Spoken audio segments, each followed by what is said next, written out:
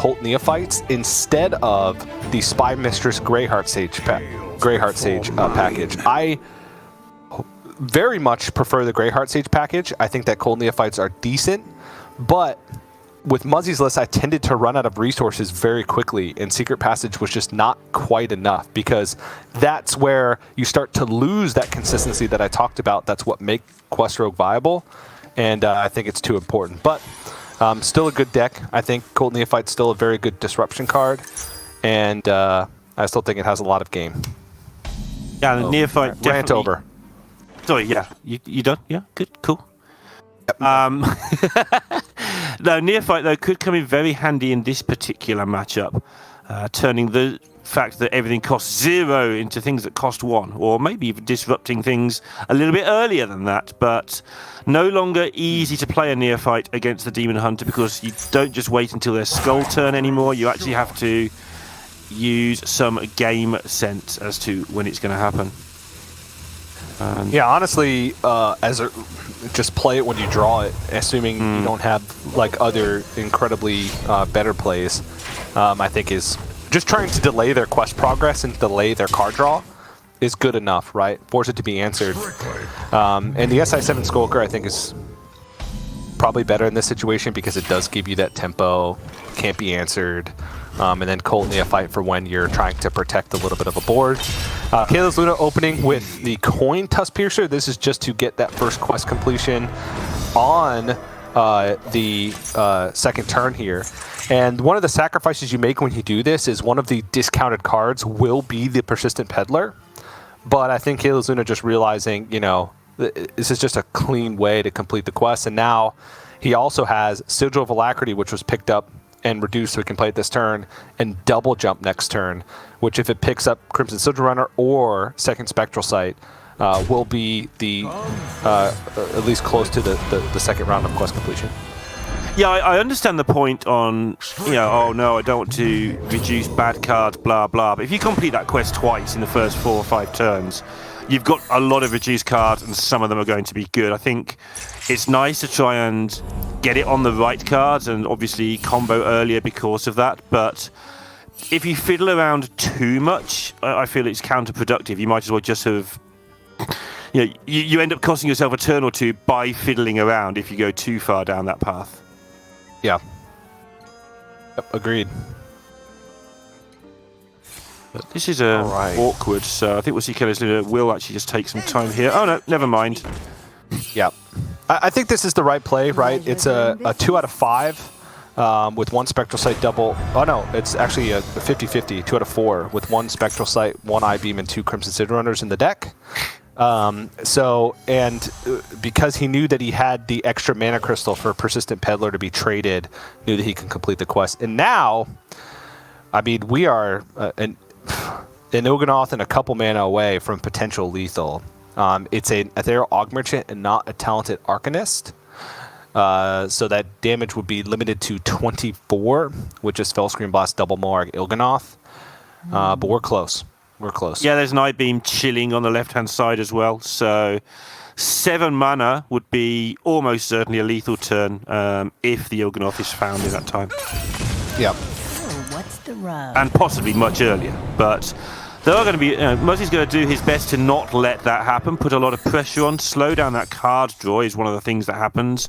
Maybe force CaelesLuna to have to use one or more of these Moargs before the combo can go off. That's the plan here.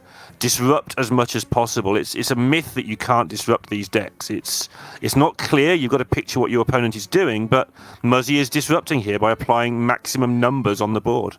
Keeping the Neophytes in hand as well, notice. Yep. And maybe those Neophytes are going to be to not delay quest progress, but to delay CaelesLuna from killing him. Because this is starting to get to the point you see that many reductions with Philosophy played on what is almost certain, and now will be certain, to be discounted Moargs, because after this Immolation Aura is played, every card in the hand is a discounted quest card. So Muzzy's got to be a little bit fearful of what could happen. And CaelesLuna is going to go for the hero power over Ethereal Augmerchant here.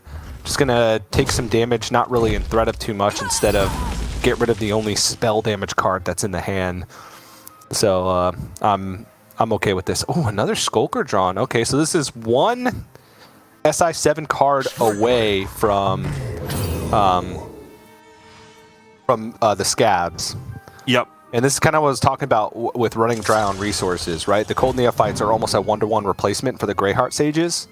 So, you know, if Muzzy had Greyheart Sages in this early game combined with these Skulkers, he would have been able to get deeper in his deck and be able to mount more of an offensive.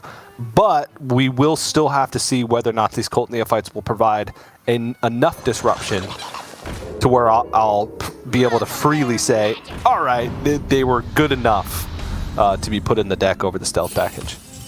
Yeah, I think Muzzy was hoping not to have to play one yet, was trying to get it so he could play both together to disrupt a turn a bit like Mind Render disrupts turns, but has now had to use it as an aggressive 3-2 and just hope that this board doesn't get wiped out. It's not the hardest board to wipe out for a Demon Hunter. I grow. CaelesLuna was in chat yesterday when Ego Waffle made that play, by the way, and CaelesLuna had also seen it instantly, just to make us feel worse.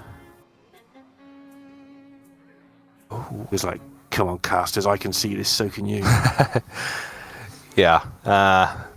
We have a little bit going on. That's my excuse. Oh, no, we had a lot going on, man. All of the things. And the outcasted philosophy is something that we don't keep track of enough, right? When the Moargs are buffed, you see the Moarg in hand, you just assume it's a 2-4 if you can't see the stats like right now. So, but I like the Kurt here. Nice little pickup. Going to be able to reduce the power on the board by quite a bit. And also kind of negate the Cold Neophyte turn, right? Because otherwise, CaelesLuna wouldn't have been able to draw that many. It would have been like Acrobatics and Sigil, and that would have been a lot of damage, especially considering that Muzzy runs double Battlemaster, so the odds of it being there are pretty high. And now, board is clear for Luna. Even though that's a lot of resources used, he has Acrobatic Sigil of Alacrity in hand to be able to reload, and now Muzzy is completely out of stuff, almost 100% reliant on picking up Secret Passage. Oh, never mind. That's SI7 card, which means Spy Master Scabs making an appearance. That's all the refill you need. It is, but going to need something to go alongside it to actually finish this off, because CaelesLuna might be able to go wider on the board than Muzzy. I realised that the Scabs might end up getting Battlemastered and come in twice for a lot of damage, but CaelesLuna does have options to control this. Muzzy having to take down a 2-1 to prevent the trade being straightforward for CaelesLuna, trying to get another 5 into face here. Yep. So, also one thing to keep in mind is this Kurt still has spell damage. Okay. So that I-Beam deals 4. Like this? That's a clean kill. Yep. And now CaelesLuna also gets the Spectral Sight, which will complete the third portion of the quest. Double Kurt.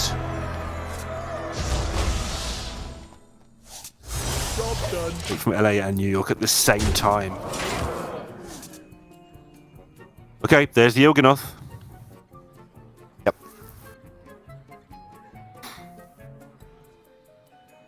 Ooh, this could be a burn as well. Scabs plus the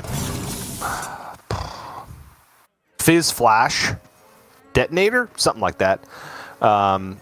Could burn a card from CaelesLuna. If it's second Fellscreen Blast, that could be a big deal, right? Just because then CaelesLuna will have to find some creative way to win, because that'll be both Fellscreen Blast, both natural I-Beams gone. Yeah, it's Spectarodon, all right. Yeah, I don't know if that's like a bad draw or a good draw, because that could have been a way for CaelesLuna to blow up like a big stealth board, right? Like a Battlemaster setup. Yeah. So let's see, maximum damage here would be the Gizmo Weapon, which would be 3, Battlemaster, which would be 18, so that's 21, and then a Wicked Stab, which would be 25. So CaelesLuna should know that he's safe. Picks up the discounted Fellscreen Blast now, and now just needs spell damage, because right now it's only 12 damage, right? With the Fellscreen Blast. Yes. Yep. But there are 2 Talented Arcanists, which would be free when picked up in the deck. There's also a Persistent Peddler, which could be traded, and then still have enough mana to be able to play Oganoth, Double Moarg, Talented Arcanist. 2, 4, 8. It's 24 damage, right? Because there's 3 Moargs. You can play them all. Hey, right. You can play them all. Yeah, so it is lethal. No, you're absolutely right. Good spot, Neil. Hey, I'm awake today.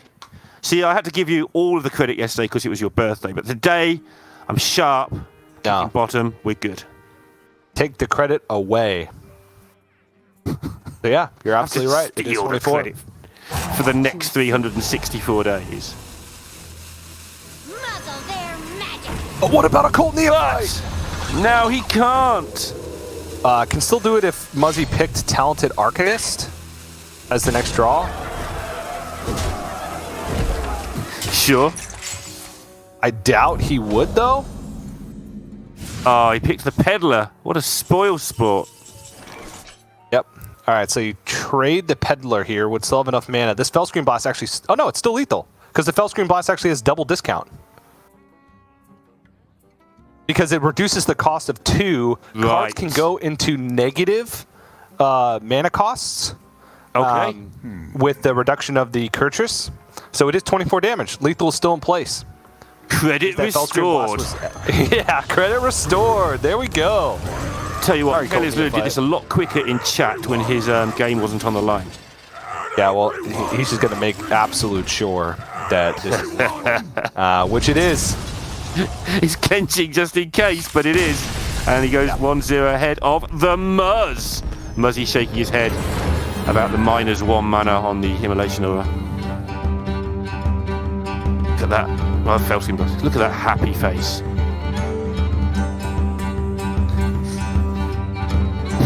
Happy face indeed. But yeah, it's a nice solid win for CaelesLuna. I don't think that's an easy matchup, right? It is one of the easier ones, but Rogue, especially with Cold Neophytes, can sometimes be scary. I do think the opening hand was quite good, but the navigation from CaelesLuna was good. And then I don't want to call that a tricky lethal, right? Because it's just literally playing out your cards and Fellscream blasting. But Cold Neophyte can sometimes throw you off, and the triple Moarg Oganoth lethal is not one that you see as often. It's not the standard 36 damage double Moarg Talented Arcanist one, so nice. Yeah, you quite often have to use a Moarg and an an I-beam, just to get rid of the big thing your opponent is doing. So Ice Beam! Next set, Ice Beam. The Demon Hunter does exactly the same as I-beam, except with ice. Like an Arctic fox. Yep. Waiting to pounce on critters. Luna. On the Quest Shaman, which is a deck we haven't seen much, and I think a deck we probably will see more of, because it's pretty good against a lot of the decks that we've been seeing this week. Yeah, the problem with it is just that it's capitalization on the actual quest completion can be difficult at times. Because a lot of decks, let's use Quest Mage as an example. You play it and then boom, you have a ton of cards in your deck that draw cards. You really only need a little bit of extra oomph to actually get the win. Quest Warlock, with the tools that they have, right? Once Tamsin is played, a lot of times you're looking at a very fast clock. Whereas this deck doesn't run that much actual burn that you can just, okay, everything cast twice. Usually you need quest completion on one turn, then play the quest the next turn, then set up the next turn, and then kill the turn after that, which is, you know, it seems fast, but it's slower than some of the other quest decks out there, and that's where I think its weakness lies. But its strength is in this first quest line, because they're able to get a ton of tempo and a ton of swing by using all of these overloaded cards and then being able to refresh the crystals and have a second strong turn to follow it up after that. So I think that's where a lot of its strength comes from. Yeah, and against aggro, it's amazing how you can just do okay with a 3/3 taunt as well that turns up at some point. Feral Spirits into 3/3 taunt from the quest, and that shuts down things like Shadow Priest, dead in their tracks. They just cannot deal with the second part of the quest. There's just too much to go through a lot of the time. And so it's not so much a deck that, like you've said, it's not so much like the quest mage. It's not using the power of the quest to win. It's using the quest more as an incremental advantage to play like a fast control deck, which I'm sure is a conversation we don't want to get into, given how that went down on Twitter when people tried it. But yeah, this shuts down the aggro decks. Let's go with that. Yeah, and I would not classify the SI7 rogue, the quest rogue, as an aggro deck. They have a lot of tempo tools, and a lot of times you can get that swing turn, but the quest rogue is a deck that can just swing it right back. And you will have to stick minions to win the game, and quest rogue just really doesn't let you stick many minions because of SI7 Assassin, because of the Whizzlefang Blast Butt Detonator, or whatever it's called. the sap gizmo. I mean, you could call it whatever you liked, and I would nod and smile and agree with you, because I trust you, TJ, because I haven't got a clue what any of the whiz bangs are called just yet. I will have by next week, I'm sure. Find out, I guess. Yeah, the Fizz Flash Distractor. I called it a detonator last game. That was incorrect. It looks like a detonator, but it's a distractor. I actually have the list up now, so I'll call them all by their correct names. This is the Spyomatic that's on board right now. The weapon is the Hidden Gyro Blade, or Gyro Blade if you want to be wrong. I believe it's Gyro Blade is the correct pronunciation. Oh, hero? I see. Never be afraid. Like a healer instead of a healer or a Gila. Ooh.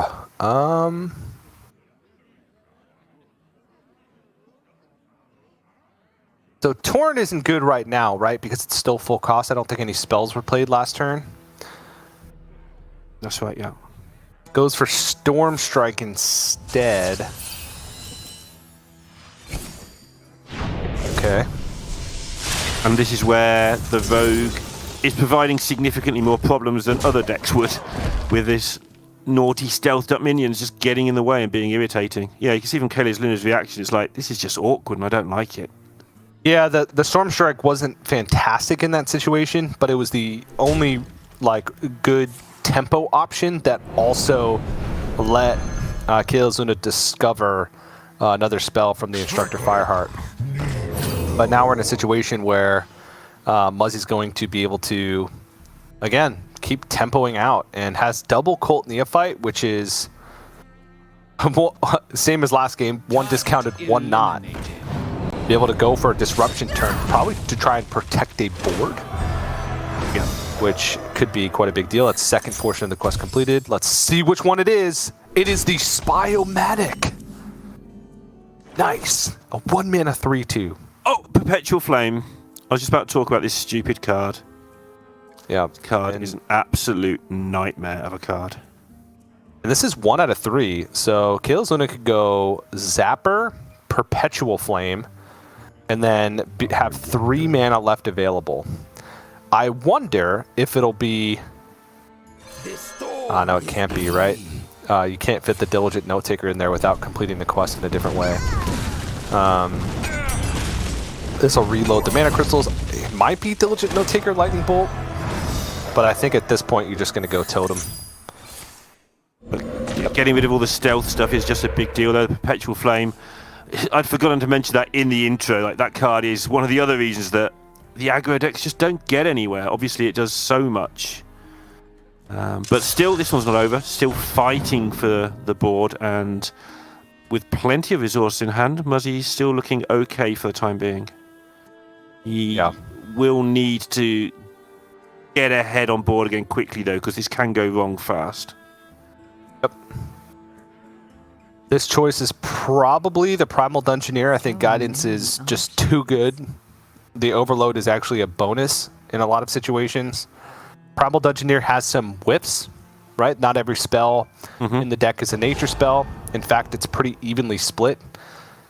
And I don't know if he'd even be worried about a Canal Slogger at the moment, just because it's pretty expensive for what it does. Muzzy doesn't have an aggressive game plan going right now. He's just trying to get to his quest completion, which he will have next turn. Actually does pick the Guidance, which maybe makes sense if he's playing the Cult Neophyte.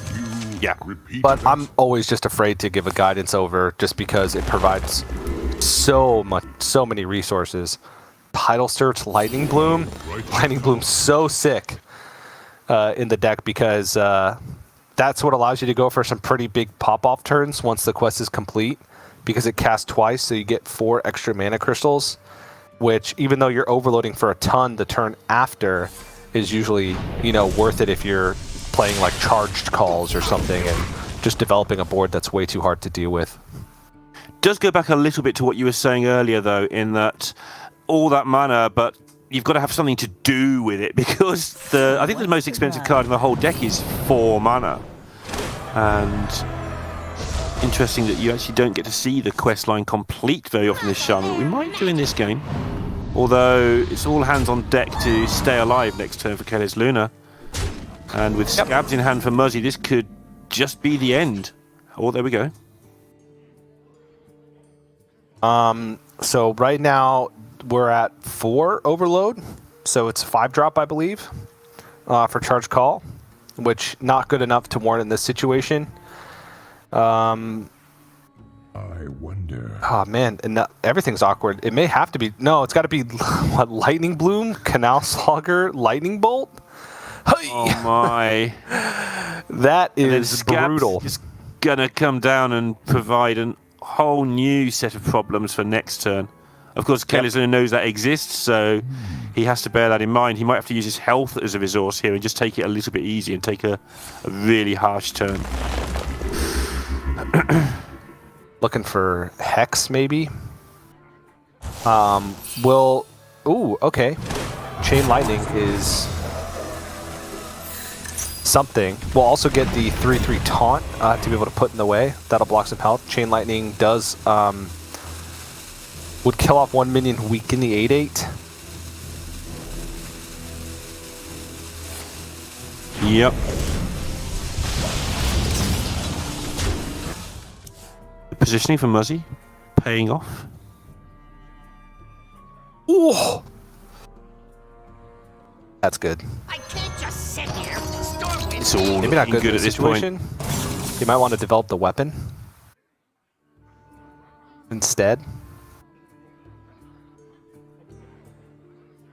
But I think you can just go Extortion plus Stealth.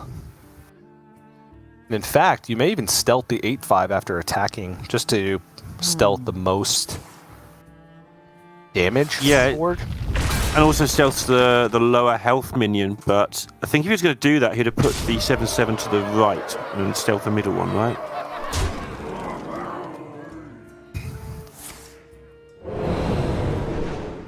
Play around Chain Lightning again. Yeah, just good practice overall. Yeah.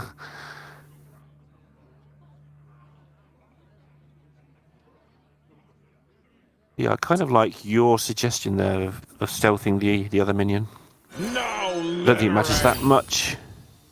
Well, made it easier to kill this than it would have been otherwise, so that's the thing. All right, so next turn is when Luna could do some big stuff. So there's one more Overload card need to be played. CaelesLuna could start off with Lightning Bloom, which would give a full 10 mana crystal, or no, be it 8, yeah, full 10 mana crystals. Then play the Go for it. quest minion. I don't even know its name. And then like Lightning Undercover Mole? Charged Call. Oh, sorry, the Kaelis turn. Yeah, the quest minion. Yeah, which or could what's most like? I guess it would be Charge Call on 10. So you'd Lightning Bloom, Lightning Bolt, and then Charge Call for 10 cost to try and hit Scrapyard Colossus for 10 mana taunts. 8 and 10 are two of the better ones for defensive because you can get the Moarg Fiend or whatever, the 8 mana 8/8 that has Death Rattle, gain 8 armor. You can get Alakir, whereas at 10 you can get Scrapyard Colossus or just Deathwing for most power. Stormcaller Brukan is the 7/7. There you go.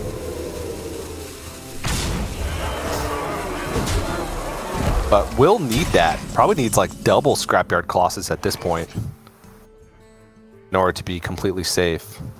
But I think it's got to be Lightning Bloom, Brukan, something, Charge Call, try and hit taunts. Something profit, yeah. Plenty of question marks there. Going to be very difficult, I think. Seems to have a plan. Okay, so just going to go for maximum tempo here to get the most mana crystals back from Lightning Bloom. Now has 4 extra mana crystals. Oh, Feral Spirits is interesting. So this will bring CaelesLuna up to 5 mana crystals because it casts twice. And then you either go for Charge Call or Feral Spirits. Oh, Tidal Wave. Okay. Oh, Overdraft. Overdraft is sick.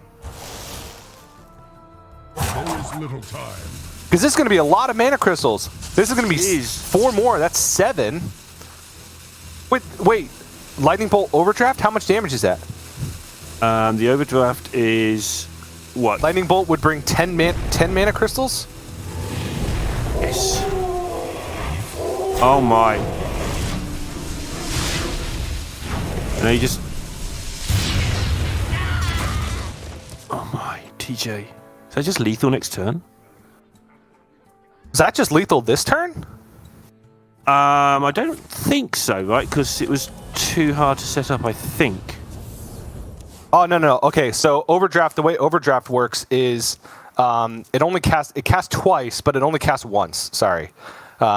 Because you're refreshing your mana crystals, and then the second cast is after you've refreshed your mana crystals, so it deals 0 damage. So it does 0. Got you. Yeah. Sorry about that. That makes sense. Nice. Yeah. I've gotten baited by that before, where I'm like, it casts twice, it deals so much damage.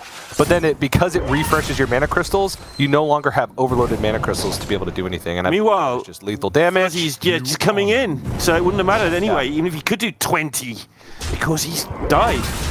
And Muzzy finishing that off there, it looked like CaelesLuna has set up enough ways round to at least get one more turn out of it, but never quite wrestled the tempo back from Muzzy. And Muzzy's always been, I mean, Muzzy's a good player, but he's always been particularly good at tempo aggressive decks in general, and showing there how to keep the pressure on throughout the whole game.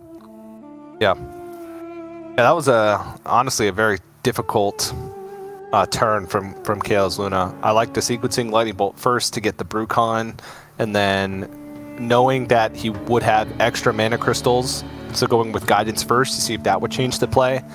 The only argument you can make is going for Feral Spirits enough, or if you need to like high roll a Charge Call, right? A 10 mana minion Charge Call to try and get the Scrapyard Colossus for additional protection. If you hit one of them, it's obviously more. It's a single minion, so it's more vulnerable to like the SI7 Assassin in that situation. But one had already been played. I don't know. It's difficult.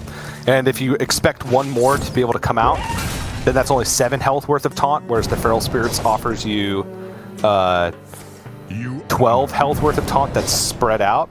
So yeah, I agree. After thinking about it a while, it took me a lot longer than CaelesLuna to come to that conclusion, but I agree with the line there. It just didn't pay off. That moves Muzzy along to one of my favorite decks of the meta. I've been playing this a lot on ladder. It's just Zoo, but it's got so much more than Zoo going on, with the ability to win the game because of the quest and that sort of thing. So you try and make a giant. If that goes wrong, you hit them with something else. If that goes wrong, you try and do Stealer of Souls and beat them by using the quest. And it's just much easier and more straightforward than the Six Demons version. Obviously, with that in mind, it's not quite as powerful a lot of the time, but the plans are obvious. Hit your opponent. If that doesn't work, hit them harder. If that doesn't work, try and win with the trickery. Yeah. This warlock also referred to as D12 warlock Yeah, that was sent to us. That because was nice. the original creator of the deck was Eminem.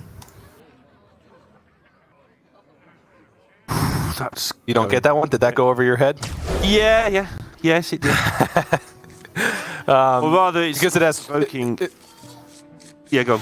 Oh, no. I want to hear what it's evoking. But wasn't there like this bad group that Eminem was a part of? Bad? Called D12?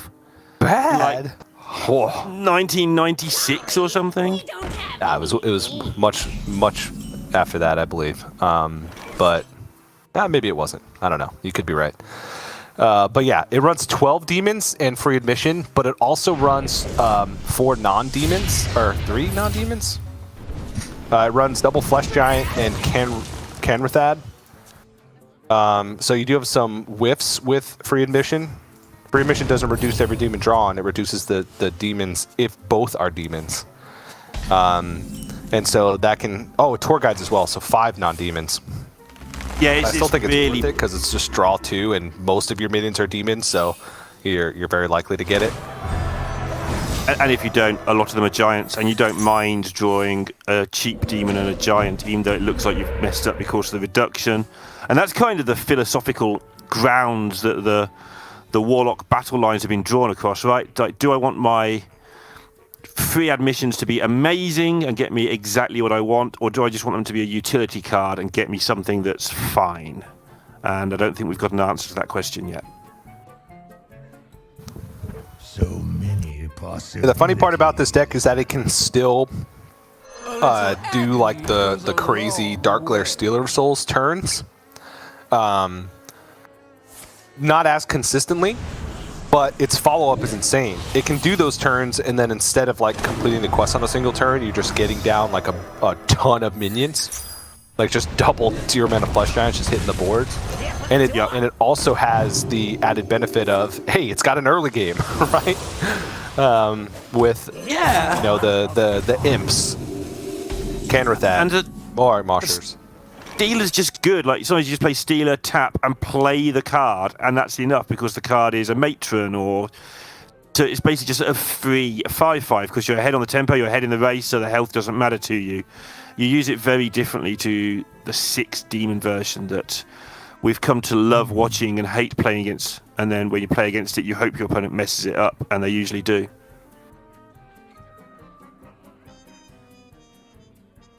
Warlock with only a 40% win rate in Grandmasters this week. How do you associate that with any sort of reality, TJ? It was the deck that everybody knew that everybody would bring.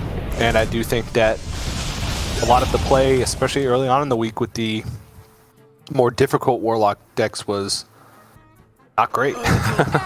Yeah. So I think if you look at the Warlock win rate for the players that are in the top 4s, especially top 2s, it's quite high. I don't know. Yeah, I think that is true. No, Sottle looked into that. I think that is true. But that's kind of, it's hard to separate if that means anything because the people in the top 4 are there because they won, right? So it's very hard to know if they're just the ones that won the Warlock mirrors or what went on. But yeah, I think there is a correlation there. And I think that some of the people fell into the trap of saying, I'm a Grandmaster, I can play the hardest deck without trying very hard. Turns out you can't. Yeah, you can. So that was an interesting turn for Muzzy. He had the ability with 4 mana to go Nightshade plus, which discard Hand of Gul'dan to also draw 3 cards, but develop a 5/5 and kill off the whole board. But decided to go for Backfire, and I think for a couple of reasons. One, it completes the quest, and 2, because it completed that portion of the quest, it would mean that if he did pick up a Flesh Giant from that Backfire, he would have been able to play it. So it was for the upside of being able to play Flesh Giant.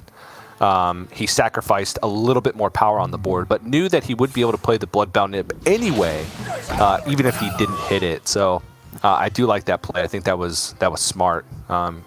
Flesh Giants, I mean, main win condition for a lot of these decks, and the earlier you can cast Backfire, oftentimes the better, unless you're casting it for quest completion.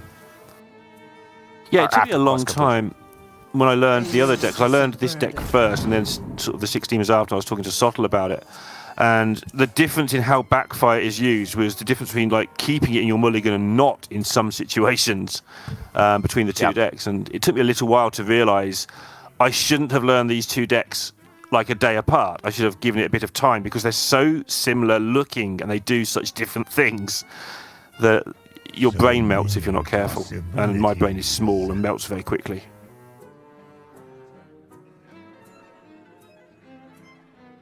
Small but dense, which does slow down the melting time just a little bit. Yeah, that's definitely true. Because of science. Because we're the science show now. All we've got. CaelesLuna just being ground down slowly but surely here. Yep.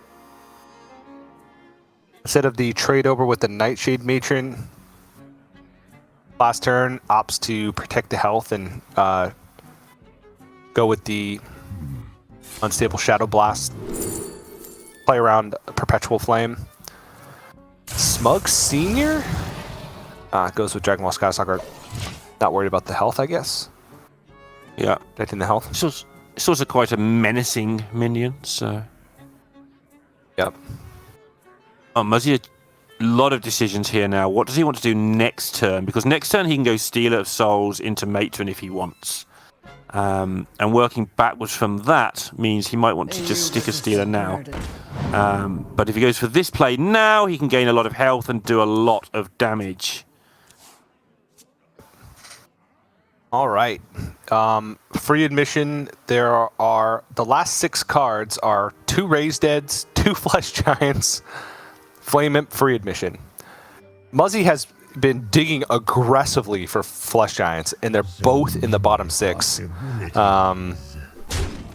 can free admission, and he's guaranteed to hit at least 1 Flesh Giant, but is going to opt for something different here, which might be Canrathad plus Flame Imp, which will complete the quest. Yeah. Or just Flame Imp. You don't need to get the Canrathad on board. You can just go Flame Imp, and that's going to get the Tamsin in hand. Yeah, he's largely, at the moment, just playing Zoo and sort of letting the quest look after itself. He's obviously paying attention to that, but mainly just doing Zoo things. Trade the board, hit you with what's left over, repeat, like Zoo has always been. And that's one of the great uses of the quest in this version of the deck. It just takes away a lot of the downsides from the cards. The Flame Imps basically only do 1 damage to you if you count the little life gain you get when you complete the quest. And that's nice. 1.5 to be exact? Yes, 1.5. I was rounding down, just to be kind, but you're right. Gotcha. So it's 2, really. Yeah, because you always round up. I don't know if CaelesLuna can get away with not playing Firehard here. I think he has to. Because if you go Diligent, I guess if you go Diligent, No Taker, Perpetual Flame, you're going to be overloaded. No matter what it hits, you're going to be able to clear the board, and you'd be overloaded for 3 next turn. You complete the first portion of the quest, but... thing is, he knows that the giant... Oh, okay, Lightning Bloom first. This is actually going to allow Luna to get the Brucon out. Because you go this, Perpetual Flame, 5 mana exactly left. And then you play the Brucon. He didn't get it off! Rope burned. Didn't take into account animations. I don't think he got the Brucon out, which is huge. Yep. And there's no way to win from here. Not even able to play it next turn. Only 3 mana crystals.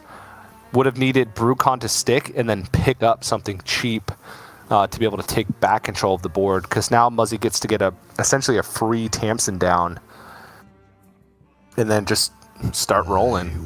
Yeah, Tamsin Pass is almost good enough on its own. That's not going to be the play, but that's plenty good enough to set it up without the pressure from the Brucon, which would have been threatening, some lethals he would have to have taken care of if he'd done it the other way. Yep. There's the Flesh Giants, finally. That was guaranteed 2 Flesh Giants, by the way. The last 2 minions in the deck, and there's a lot of minions. Last 2 minions in the deck. Yep. Kind of crazy. And Stealer of Souls is pretty useless now, to be honest, because the last 3 cards are double Raise Dead free admission. Raise Dead already deals 3 damage to you. So honestly, I would just played the Tamsin here. Yeah, there's that. I mean, the effect at this point probably won't even matter. This free admission sounds like a bit of a scam, DJ. Nobody is going to get free admission because there's nobody left to come in. False advertising. Yep. This almost had to be Torrent into Lightning Bloom, Torrent into Torrent. Yeah. Didn't seem very likely. Yeah, not very likely. Possible. That was an out with the Lightning Bloom draw. But yeah, not very likely. And even then, it would have taken a lot more than that to have actually won the game. Maybe if CaelesLuna had been able to get the Brucon down on the previous turn, there was a little bit more of an out because that Lightning Bloom would have refreshed 4 mana crystals. And CaelesLuna could have gone Instructor Fireheart, Lightning Bloom, one of those spells, right? Landslide, and then still have potentially 2 more Discovers to try and get the job done. But alas, was not meant to be. Now CaelesLuna 0-2 with the Quest Shaman. Just not facing any decks that are super good matchups. Muzzy didn't even have that great of a draw, right? Flesh Giants were, for all intents and purposes, bottom 2. But that's just the power of this deck, and just a mediocre draw from the side of CaelesLuna. The deck, needs good draws to kind of beat these kind of halfsies aggro/quest decks. Talking of decks that need good draws, we saw 2 people bring this yesterday. 2 entered, 1 emerged. Muzzy and Killing All Day, basically bringing the same deck, give or take. And we saw very different outcomes with it. Muzzy winning very easily and Killing All Day sitting with a handful of 0 mana spells for what seemed like the whole evening. So which is it, TJ? Is it the great deck that we saw Muzzy playing, or is it the nonsense that we saw Killing All Day playing? I do like Muzzy's version better than Killen's version. Killen seemed a little more all in on the actual Lady Anacondra, whereas Muzzy has a copy of Soul of the Forest, to have another card to pair with Glowfly Swarm. He's got double Cenarian Ward, whereas Killen had only 1, so that gives him more outs, less dead draws in the later portions of the game. So I think that, in my testing with the 2 decks, I enjoyed Muzzy's more. I felt like I had more decent panouts. But we shall see. It's still a very hit or miss deck, the Anacondra Druid, because you can have just a bunch of spells that don't do anything, that aren't generating a board. They're just kind of waiting for the payoff card. Yeah, I feel like they need to tidy this deck up one way or the other. Like, Fungal Fortune's going to hit your Anacondra. There's not much you can do about it, but it just... It's a lot of little things like that, a lot of anti-synergies. It's like the people are putting minions in Mage so they've got something to freeze. It's like, okay, this is fine until you try to refresh some spring waters and you hit your stupid minion that you put in there to make your quest more smooth. So I think the Druid, someone who likes Druid, so that's precisely and exactly just McBanterface, our world. Oh my god. 7-8. Yep. No overload. Nope. Well, 1 overload, because the Canal Saga was played after the first quest completion. And this is what I was talking about, right? The actual quest completion, like the full 3 quest line completion for Quest Shaman, is oftentimes not even where the full strength of the deck lies. Mm-hmm. It's its ability to go for insane tempo in the early game with refreshing overloaded mana crystals and Lightning Bloom. If you look at the mulligan win rates for this deck, I'm pretty sure Lightning Bloom is the highest in like every version.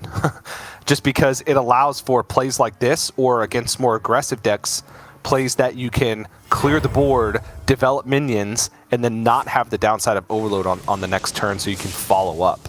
So, Muzzy gonna go for, what is this, Solar Eclipse? Oh, okay, he actually can get the Arbor up off. I thought he would have 1 mana off and would have to Overgrowth, but absolutely needs to go for this because it's just gonna fall behind. We'll have no mana, essentially, for the next turn, not even a play. I actually can't even see his overloaded mana crystals. No, it was only 1 Lightning Bloom and then Solar Eclipse Arbor up, so we'll have 2 mana crystals next turn, but that's just enough to hero power. Which, yeah, it doesn't seem like it's going to be that relevant. I've never seen Muzzy stop like that in his tracks before after that crazy turn from CaelesLuna, because he had to totally reevaluate, what am I doing in this game? And, yeah, the answer is emergency action to try and take on this board. Of course, CaelesLuna in a similar boat, though, had the crazy turn, but now the backup is slim because that's what Lightning Bloom does to you. Yep. This is actually going to be second quest completion, so we'll get another 3/3, and I imagine we're going to see a trade over these 6 attack minions. Actually, I don't know if it matters. He might just shit face here. At least with the Canal Slogger. Nope. Okay. I guess he has inevitability on his side to some degree. Obviously, Anacondra can mess that up. But you keep the druid low on cards and low on board, and the shaman will find a way. Is the thinking, at least.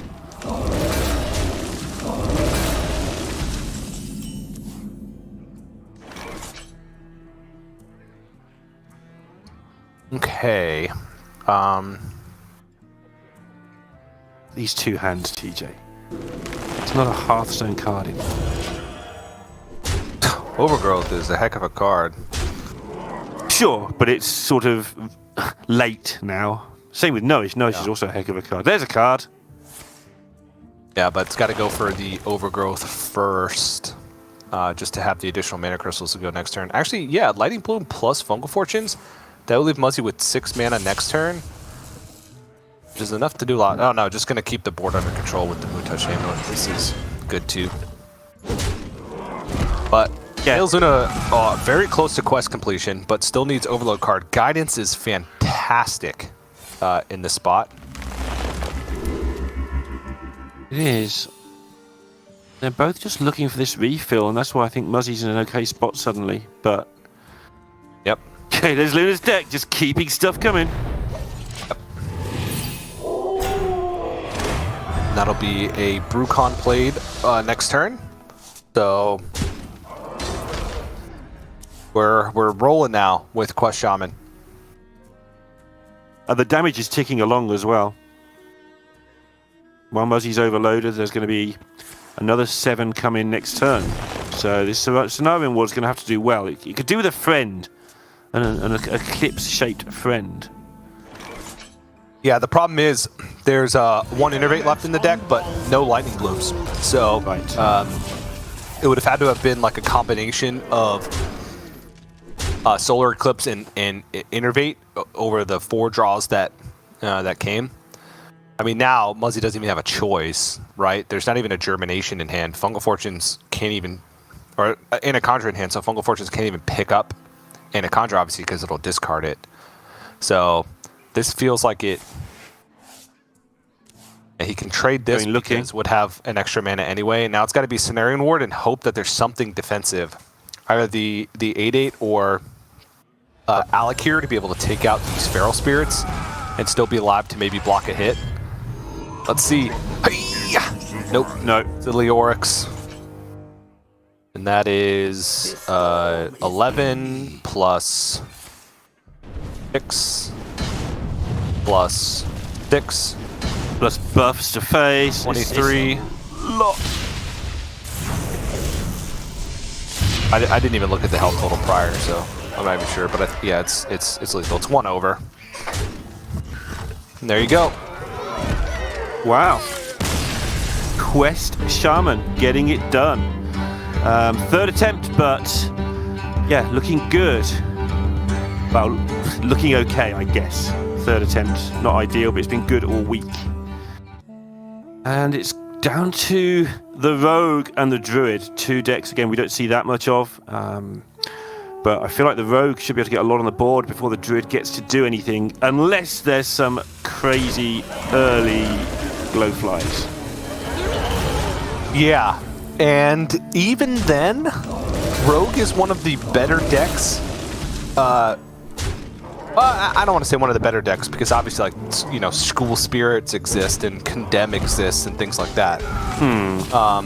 But usually Rogue is going to have some semblance of a board when the Glowfly Swarm does come down and have, you know, a combination of Operative, Agent, Extortion to be able to, you know, pare down the Glowfly Swarm board.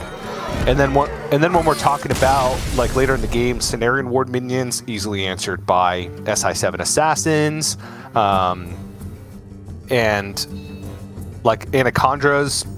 I mean, again, SI7 Assassins are usually cheap by that point, combined with Shadow Steps and, hold on, one sec, the Fizz Flash Distractor Gizmo. Boom. Well remembered, TJ, well remembered. Even Anacondra boards can be dealt with to some extent.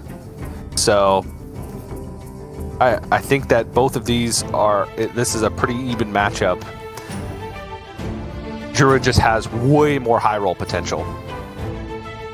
Yeah, that's the thing. But the Rogue has way more consistency. So that looks all right. That looks very all right on coin.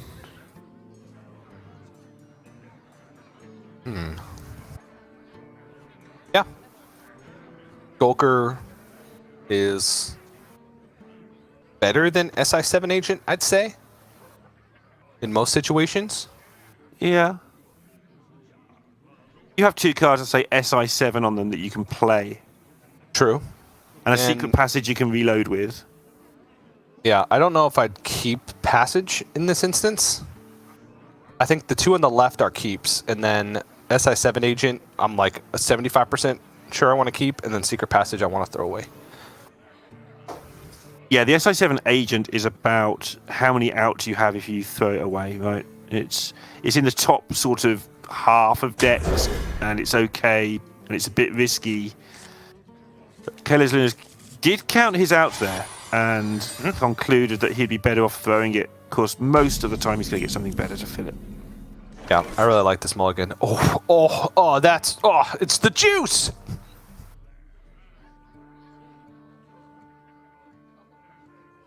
Gonna coin Foxy Fraud Swindle.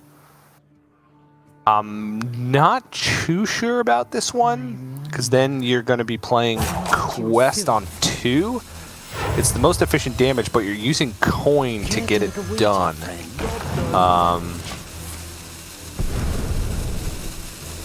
If a Skulker's picked up, all right, it's an operative. If maybe not if Skulker's picked up, but can go Quest Extortion next turn.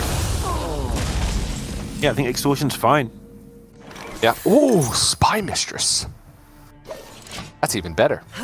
In the shadows. And this is why the SI7 Agent was thrown, I guess. There's so many cards that sneak in those first 3 turns instead of it. Oh my goodness. Yep, I like this. I like playing this because the SI7 Operative can be played next turn and be rushed in. Muzzy will most likely be playing Glowfly Swarm next turn because he can go Glowfly Swarm into Glowfly Swarm, and I think that that's just higher upside than Overgrowth. We'll see what he decides to do, but I was on board with the Greyheart Sage as soon as he drew it. So is he. It happens, though. He just decided to do what I like about people in tournaments, actually, it's okay, you play this on ladder, you just plop it down straight away. But hey, you're playing for a lot of money, you're playing for a lot of points, you're playing for a chance at the World Championships. Just take a breath and see if your instinct is actually correct. I like it. What you were talking about cleans up most of the glowflies. You don't have to kill them all anyway. 2 of them aren't that bad. You can pick off the rest, which is what you were describing earlier. Make sure you get rid of most of them. Yep. Now, the hard part, though, is the second glowfly swarm. Nobody expects the second glowfly swarm. Okay. Nope. We'll expect it. And this one is not going to have many things that deal with it. Okay, Extortion picked up. Second operative can Fizz Flash Distractor one of them if he really wants to, but we'll get another Gizmo, so could pick up Weapon. The Gyro Blade, the hidden Gyro Blade, instead gets Undercover Mole, which I think is fine as well. Muzzy, no Arbor Up and no Soul of the Force, no follow-up to this Glowfly Swarm, but this at least will buy him some time. To be able to pick up more impactful things. So we're looking at guess the weight probably into Overgrowth, unless Soul of the Forest is picked up. It is not. It is. All right. Well, okay. This is the draw for Muzzy. Hits ramp, now has Anacondra plus Solar Eclipse Germination and Nourish in hand. So this game could very well end next turn. However, CaelesLuna does have the Fizz Flash Distractor as well as an Assassin in hand, so can deal with some of them. It's just what is the follow-up going to be for Muzzy? Is he going to be able to hit like Arbor Up or something to buff up or Cenarian Wards? That's going to be the big question. What's the rub? You can go through basically the whole deck, right, with the Germination being To make a wager, friend. able to be used. Oh, he's going to play the Assassin. Okay, maximum tempo. Get the Scabs in play, so now we'll have the option for Scabs plus 2 Distractors next turn to potentially answer. This also puts the most power on board, but this is the pop-off turn. It's time to go for Muzzy. And this can take a while. Germination, and then Nourish will be free. And so will Fungal Fortunes. So this is, yeah, you're right. This is essentially the whole deck. But this is slow. I've done this many times, and every time something new and horrible happens. Destiny Shell, not a nature spell. If it was, it would be busted right now. That would just be the end of the game.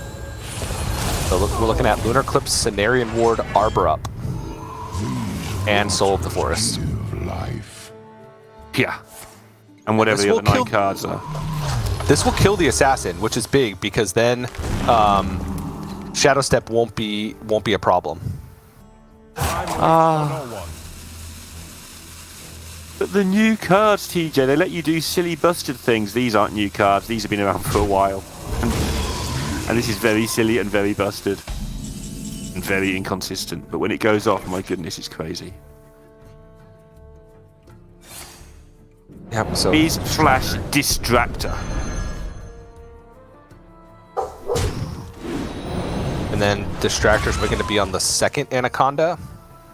Actually, just because of damage on board, this is probably going to have to be on the Primordial Protector.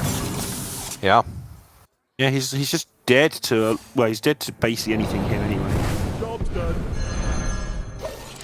Dead to cards.